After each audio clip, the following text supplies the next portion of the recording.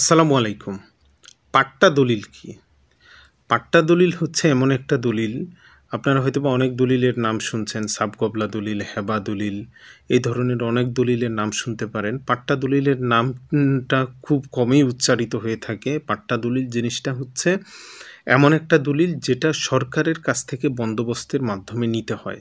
অর্থাৎ এটার দাতা একমাত্র হবে সরকার এবং এই পাট্টা দলিল কিন্তু নির্দিষ্ট কিছু ক্রাইটেরিয়া আছে। পাট্টা দলিলে অবশ্যই সব কিছুর বিবরণ উল্লেখ করে দেওয়া থাকবে। যেমন এই জমিটা দিয়ে, যেই জমিটা আপনি পাট্টা দলিল করে নিচ্ছেন সরকারের কাছ থেকে, এই জমিটাতে আপনি কি করবেন? আপনি কৃষিকাজ করবেন নাকি আবাসন করবেন? এটা কিন্তু স্পেসিফিকভাবে দেওয়া থাকবে।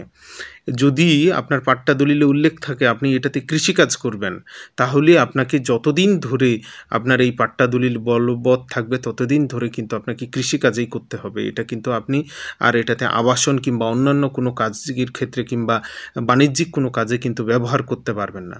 পাট্টা দলিলে স্থায়ীও হয়ে থাকে, অস্থায়ীও হয়ে থাকে এবং পাট্টা দলিলে এই জমির প্রত্যেক বছরে সরকারকে কী পরিমাণে রাজস্ব আপনি দিবেন অর্থাৎ খাজনা দিবেন সেটাও কিন্তু স্পেসিফিকভাবে উল্লেখ দেয়া থাকে। তো আশা করি পাট্টা দলিল জিনিসটা কি এটা আপনি বুঝতে পেরেছেন। ভালো থাকবেন, সুস্থ থাকবেন। খোদা হাফেজ।